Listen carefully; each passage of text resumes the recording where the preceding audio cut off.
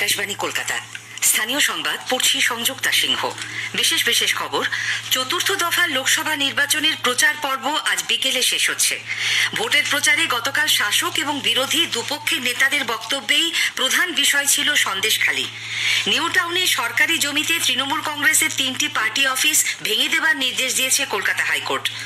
একটানা তীব্র গরম এবং বৃষ্টির অভাবে ডুয়ার্সে এবার চায়ের উৎপাদন অনেকটাই কমতে পারে। আইপিএল এর ম্যাচে আজ ইডেনে কলকাতা নাইট রাইডার্স মুম্বাই ইন্ডিয়ান্সের মুখোমুখি হবে। আসছি বিস্তারিত খবরে। চতুর্থ দফার লোকসভা নির্বাচনের প্রচার পর্ব আজ বিকেলে শেষ হচ্ছে। এই দফায় দেশের 96টি আসনে ভোট নেওয়া হবে আগামী সোমবার। এর মধ্যে রয়েছে এ রাজ্যের 8টি আসন: বহরমপুর, কৃষ্ণনগর, রানাঘাট, বর্ধমান পূর্ব, বর্ধমান দুর্গাপুর, আসানসোল, বীরভূম ও বোলপুর। বর্ধমান দুর্গাপুর নিয়ে আমাদের ইলেকশন সেলের একটি প্রতিবেদন। এবারের লোকসভা নির্বাচনে পশ্চিমবঙ্গের বর্ধমান দুর্গাপুর অন্যতম নজরকাড়া কেন্দ্র।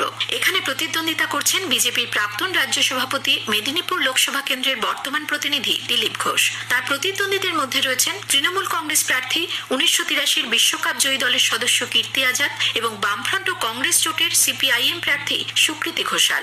মোট প্রার্থী আছেন 8 জন। গত লোকসভা নির্বাচনে বর্ধমান দুর্গাপুর আসনে বিজেপির সুরিন্দর সিং আলুওয়ালিয়া হারিয়েছিলেন তৃণমূল কংগ্রেসের ডক্টর মমতাজ সংঘমিতাকে 2000-এর মতো ভোটে। এই কেন্দ্রে বিজেপি ভোট পেয়েছিল 41.74% আর তৃণমূল কংগ্রেস 41.61%। সিপিআইএম 11.25% ও কংগ্রেস 2.6% ভোট পেয়েছিল। 7টি বিধানসভা খণ্ডের মধ্যে বিজেপি গলসি এবং দুর্গাপুর পূর্ব ও পশ্চিম এই 3টিতে, আর তৃণমূল কংগ্রেস বাকি 4টি বর্ধমান উত্তর ও দক্ষিণ, মন্তেশ্বর ও ভাতারে এগিয়েছিল। 2021-এর বিধানসভা নির্বাচনের 7টির মধ্যে 6টি কেন্দ্রেই জয়ী হয়েছিল তৃণমূল কংগ্রেস। একমাত্র দুর্গাপুর পশ্চিমে জিতেছিল বিজেপি। এই নির্বাচনে তৃণমূল কংগ্রেস প্রায় 46% আর বিজেপি 39.5%-এর মতো ভোট পেয়েছিল। বামফ্রন্ট ও কংগ্রেস মিলে ভোট পেয়েছিল 10.5%-এর সামান্য কম। চতুর্থ দফার ভোটের প্রচারে গতকাল শাসক এবং বিরোধী দুপক্ষের নেতাদের বক্তব্যেই প্রধান বিষয় ছিল সন্দেশখালী। রানাঘাট এবং বর্ধমান দুর্গাপুর কেন্দ্রের প্রার্থীদের হয়ে গতকাল জনসভা ও রোড শো করেন প্রবীণ বিজেপি নেতা কেন্দ্রীয় স্বরাষ্ট্রমন্ত্রী অমিত শাহ।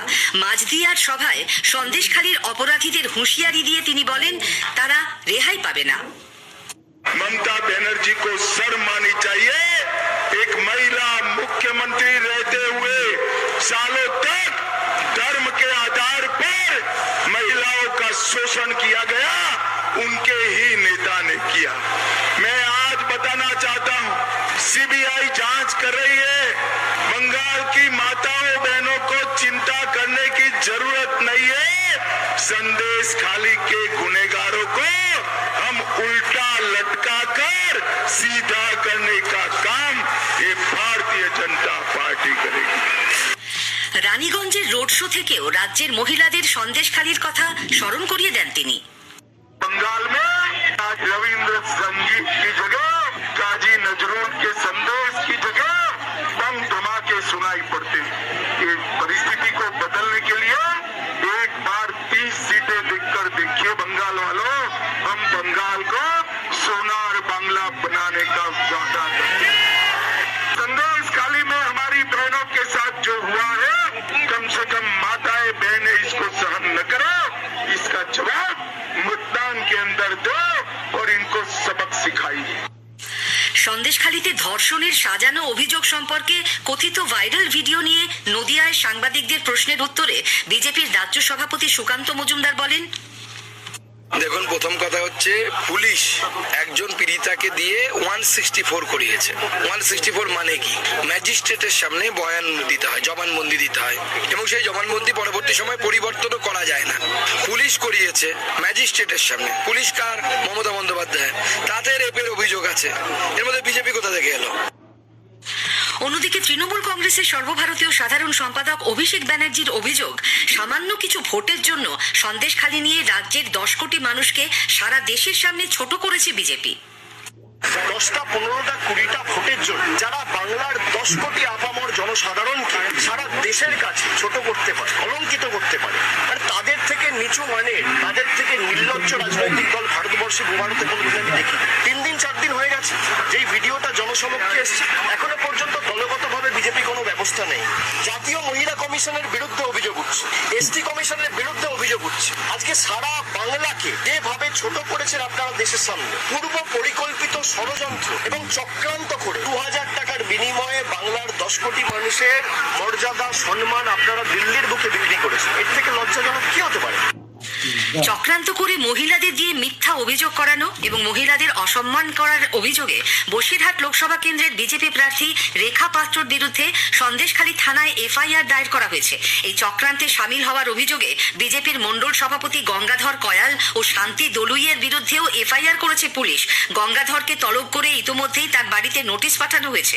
স্থানীয় মহিলাদের একাংশ তাদের অভিযোগ প্রত্যাহার করতে চাওয়ায় কয়েকজন বিজেপি নেতা হুমকি দিচ্ছেন। এই অভিযোগে বেশ কয়েকজন বিজেপি নেতার বিরুদ্ধেও মামলা রুজু করা হয়েছে বলে খবর। এর আগে সাদা কাগজে সই করিয়ে স্থানীয় তৃণমূল কংগ্রেস নেতাদের বিরুদ্ধে মহিলাদের দিয়ে মিথ্যা অভিযোগ করানো ও ভীতি প্রদর্শনের অভিযোগে বিজেপি নেত্রী পিয়ালি ওরফে মাম্পি দাসের বিরুদ্ধে পুলিশ এফআইআর করে। পুরুলিয়া লোকসভা কেন্দ্রের বিজেপি প্রার্থী জ্যোতির্ময় সিং মাহাতোর বিরুদ্ধে নির্বাচন কমিশনে অভিযোগ জানিয়েছে পুরুলিয়া জেলা তৃণমূল কংগ্রেস। বুধবার শ্রী মাহাতো এবং অন্যান্য বিজেপি নেতাকর্মী পুরুলিয়া শহর ও আদ্রা শহরে মুখ্যমন্ত্রীর কুশপুতুল দাহ করেন। এর প্রতিবাদেই কমিশনে লিখিত অভিযোগ জানিয়ে তৃণমূলের জেলা সহ সভাপতি জয় বন্দ্যোপাধ্যায় বলেন, জেলার শান্ত পরিস্থিতিকে অশান্ত করার চেষ্টা করছে এরা। তবে নিজেদের অবস্থানে অনড় থাকার কথা জানিয়েছেন বিজেপি প্রার্থী। স্থানীয় সংবাদ শুনছেন আকাশবাণী কলকাতা কেন্দ্র থেকে। এখন বিজ্ঞাপন। আপনি কি শুনেছেন? অবশেষে আমাদের মাথার উপর ছাদ তৈরির স্বপ্ন সার্থক হতে চলেছে। তৃণমূল কংগ্রেসের সর্বভারতীয় সাধারণ সম্পাদক শ্রী অভিষেক বন্দ্যোপাধ্যায় বলেছেন, বাংলা বিরোধীদের এই লড়াইয়ে তৃণমূলের হাত যদি আপনারা শক্তিশালী করেন, কারোর কাছে হাত পাততে হবে না। আগামী 6 মাসের মধ্যে আপনাদের বাড়ির টাকার ব্যবস্থা মমতা বন্দ্যোপাধ্যায় করে প্রথম ইনস্টলমেন্টটা 31 ডিসেম্বরের মধ্যে আপনাদের অ্যাকাউন্টে চলে যাবে।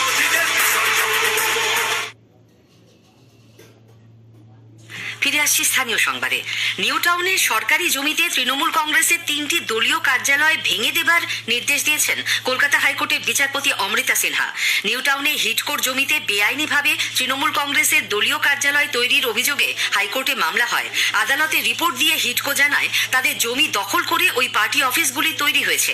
এই 3টি পার্টি অফিসই ভেঙে দেবার নির্দেশ দেন বিচারপতি সিনহা। সেই সঙ্গে নিজেদের জমিতে অবৈধ নির্মাণ রুখতে হিটকো কেন ব্যবস্থা নিচ্ছে না, গতকাল সেই প্রশ্ন তোলে হাইকোর্ট।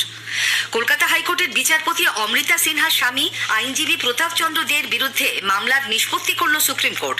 গতকাল শুনানি চলাকালীন বিচারপতি সঞ্জীব খান্না ও বিচারপতি দীপঙ্কর দত্তের ডিভিশন বেঞ্চের পর্যবেক্ষণ, এই মামলায় রাজ্য পুলিশ যে এফআইআর দায়ের করেছে তা রাজনৈতিক উদ্দেশ্য প্রণোদিত। এছাড়া সুপ্রিম কোর্টের দ্বারস্থ হবার আগে রাজ্য কোনো ক্যাভিয়েট দাখিল করেনি বলেও অসন্তোষ প্রকাশ করা হয়। পরে অবশ্য রাজ্যের আইনজীবীর বক্তব্যের সঙ্গে সহমত হয় শীর্ষ আদালত। পঞ্চানন বর্মা বিশ্ববিদ্যালয় রেজিস্ট্রার আব্দুল কাদের সাফেলিকে বিশ্ববিদ্যালয়ের উপাচার্য নিখিলেশ রায় সাসপেন্ড করেছেন। কয়েকদিন আগে বিশ্ববিদ্যালয়ের অধ্যাপকদের কর্মবিরতি আন্দোলন নিয়ে সিদ্ধান্তের প্রেক্ষিতে রেজিস্ট্রারকে শোকজ করেন উপাচার্য, কিন্তু সেই শোকজের উত্তর সন্তোষজনক না হওয়ায় গতকাল তাকে সাসপেন্ড করা হয়। তার জায়গায় নতুন অফিস সিটিং রেজিস্ট্রার হিসেবে বিশ্ববিদ্যালয়ের অধ্যাপক প্রদীপ করকে নিযুক্ত করেছেন উপাচার্য। একটানা তীব্র গরম আর অন্যদিকে বৃষ্টির অভাবে রোগ পোকার আক্রমণ মারাত্মক বেড়ে যাওয়ায় ডুয়ার্সের চা বাগানগুলিতে এবার উৎপাদন অর্ধেক হয়ে গেছে। ডেঙ্গুয়া ঝাড় চা বাগানের ম্যানেজার সুবীর গাঙ্গুলি আমাদের সংবাদদাতা চন্দনা চৌধুরীকে জানালেন, দেখুন, ইন কম্পেয়ার টু লাস্ট ইয়ার এখন আমাদের যে চা পাতা তোলা হচ্ছে প্রতিদিন, সেটা প্রায় লেস দেন 50%। যদি আগের বছর আমরা 20,000 চা পাতা তুলতাম এই সময়তে, সেটা এখন 8-10 হাজারে পৌঁছে গেছে। So that you can understand, যদি এরকম চলে তাহলে প্রায় 50% লেস প্রোডাকশন হবে in compare to May to last year May. জোড়া ঘূর্ণাবর্ত এবং অক্ষরেখার প্রভাবে দক্ষিণবঙ্গের প্রায় সব জেলাতেই ঝড় বৃষ্টি হচ্ছে। আবহাওয়া বিজ্ঞানী সৌরীশ বন্দ্যোপাধ্যায় জানিয়েছেন, মঙ্গলবারের পর বৃষ্টি কমবে। 12 তারিখেও বৃষ্টিপাতের সম্ভাবনা থাকছে। ইন্টেন্সিটি একটু কমবে তুলনামূলকভাবে, তবে দমকা হাওয়া সহ বজ্রবিদ্যুৎ এবং বৃষ্টিপাতের সম্ভাবনা 12 তারিখেও কন্টিনিউ করছে। 13 তারিখে বিক্ষিপ্ত বৃষ্টিপাতের সম্ভাবনা থাকছে দক্ষিণবঙ্গের জেলাগুলিতে। 14 তারিখ থেকে কমবে দক্ষিণবঙ্গে। কলকাতা পার্শ্ববর্তী অঞ্চলে বৃষ্টিপাতের সম্ভাবনা থাকছে। তো মেঘলা আকাশটা কেটে গেলে বা বৃষ্টিপাত যখন কমে যাবে তখন আবার তাপমাত্রা কিছুটা বাড়বে। কলকাতার মুচিপাড়া থানা এলাকায় রামকানাই অধিকারী লেনে গতকাল বিকেলে দোতলা বাড়ির ছাদ থেকে পড়ে এক রাজমিস্ত্রির মৃত্যু হয়েছে। বছর 45-এর ওই রাজমিস্ত্রির বাড়ি ক্যানিংয়ে। কলকাতা নাইট রাইডার্স আজ আইপিএল এর ম্যাচে মুম্বাই ইন্ডিয়ান্সের মুখোমুখি হবে। ইডেনে খেলা শুরু হবে সন্ধ্যে 7:30টায়। 11টি ম্যাচের মধ্যে 8টিতে জিতে 16 পয়েন্ট নিয়ে লিগ তালিকার শীর্ষে রয়েছে কেকেআর। স্থানীয় সংবাদ শেষ হলো।